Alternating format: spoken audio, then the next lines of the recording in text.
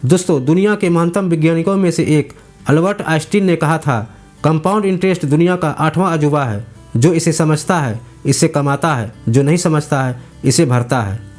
I am sure आप में से ज़्यादातर लोगों ने स्कूल डेज में कंपाउंड इंटरेस्ट या चक्रवृद्धि ब्याज के बारे में ज़रूर पढ़ा होगा। सरल शब्दों में कहें तो ब्याज पर ब्याज मिलना ही चक्रवृद्धि ब्याज या कंपाउंड इंटरेस्ट कहलाता है। यानी कि अगर किसी को उसके जमा किए हुए पैसे P पर पहले साल X रुपया इंटरेस्ट मिलता है तो अगले साल उसे P + X रुपये का इंटरेस्ट मिलेगा।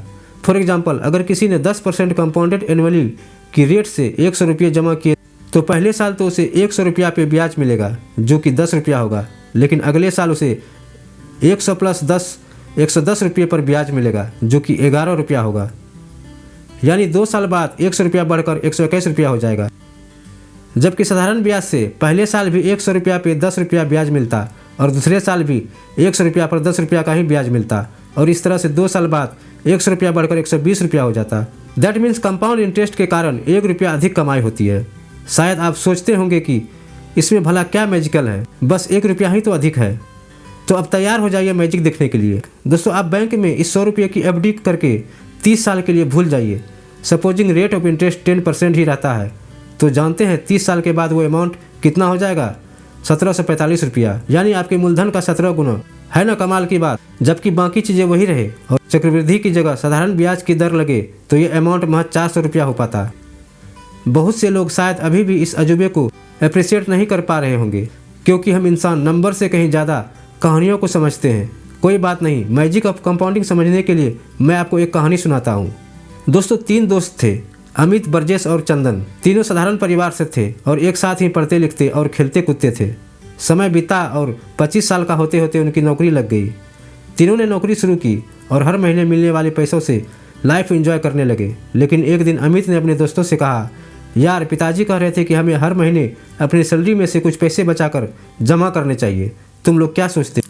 इस पर चंदन और बरजेश भी सहमत हुए, पर उन्होंने कहा कि अभी तो हम बहुत यंग हैं और हम पर अभी कोई जिम्मेदारी भी नहीं है।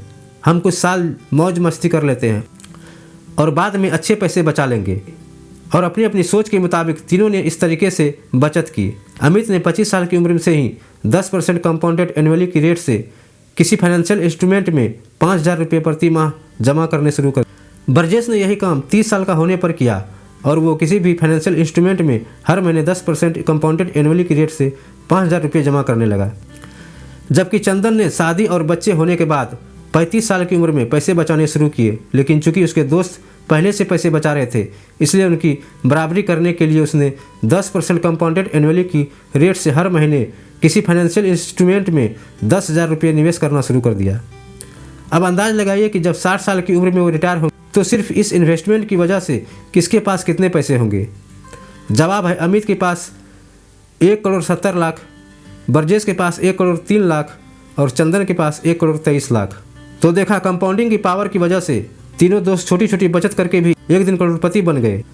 दोस्तों, हम 5,000 से 10,000 रुपये की वैल्यू नहीं समझते, लेकिन अगर इन्हीं पैसों को डिसिप्लिन होकर निवेश किया जाए तो हम एक दिन करोड़पति बन सकते हैं। कई लोग इस तरह की मंथली इन्वेस्टमेंट ना करने की एक्सक्यूज देते हैं कि अरे 25-30 साल बाद 1 करोड़ की वैल्यू क्या होगी, लेकिन वो इस बात पर ध्यान नहीं देते कि वे निवेश भी कोई एक मुश्त नहीं करते बल्कि इन 30 सालों के दौरान महीने दर महीने करते हैं। यानी जो 5,000 रुपया का निवेश करने में आपको थोड़ा सोचना पड़ सकता है, 15 साल बाद वही निवेश आपको बेहद आसान लगेगा। इसलिए वीक एक्सक्यूज देने की बजाय जल्द से जल्द निवेश करना शुरू करें। अब इस रिजल्ट से थोड़ा एनालाइज करते हैं और इनमें से कुछ सबक सीखते हैं। दोस्तों, बरजेश ने अमित के सिर्फ 5 साल बाद ही उसकी तरह ही हर महीने 5,000 रुपया जमा करने शुरू कर दिए, लेकिन आश्चर्यजनक रूप से रिटायरमेंट के समय दोनों की दौलत में 67 लाख रुपये का अंतर था। ये बहुत बड़ा अंतर है।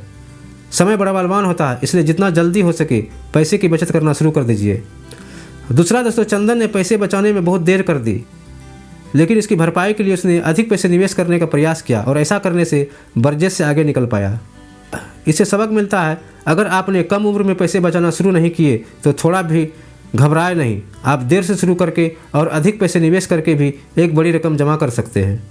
तीसरा दोस्तों, अधिक पैसे बचत करने पर भी चंदन ने बरजेश को पीछे छोड़ दिया, लेकिन वो अमित की अर्ली स्टार्ट को पीछे नहीं छोड़ पाया। इससे सबक मिलता है कि समय बड़ा बलवान होता है, इसलिए जितना जल्दी हो सके पैसे की बचत शुरू कर दीजिए। दोस्तों, अब बात आती है कि 10% से अधिक रिटर्न कहाँ मिलेगा। दोस्तों मैंने इस एग्जाम्पल में 10% इंटरेस्ट रेट की बात की है, जो अब कन्वेंशियल फाइनेंशियल इंस्ट्रूमेंट जैसे कि बैंक, एफडीज, आरडीज इत्यादि से मिलना संभव नहीं है। लेकिन एक जगह है जहां आपको इतना या इससे अधिक भी रिटर्न मिल सकता है, वो जगह है म्यूचुअल फंड। म्यूचुअल फंड एक इन्वेस्टमेंट व्हीकल होता है जो कई निवेशकों से इकट्ठा किए गए पैसों को मिलाकर बनता है। इसका उद्देश्य इन पैसों को शेयर, बॉन्ड, मुद्रा बाजार के संसाधनों और अन्य एसेट्स में निवेश करने का होता है। सही म्यूचुअल फंड स्कीम में इन्वेस्ट करना आपको बहुत अच्छे रिटर्न दे सकता है। तो दोस्तों आज के लिए इतना ही। आगे आने वाले वीडियो में आपसे फिर मुलाकात होगी। वीडियो पसंद आए तो वीडियो को ज़्यादा से ज़्यादा शेयर करें, वीडियो को लाइक करें, साथ ही हमारे चैनल को सब्सक्राइब जरूर करें। फिर मिलते हैं एक नए वीडियो के साथ।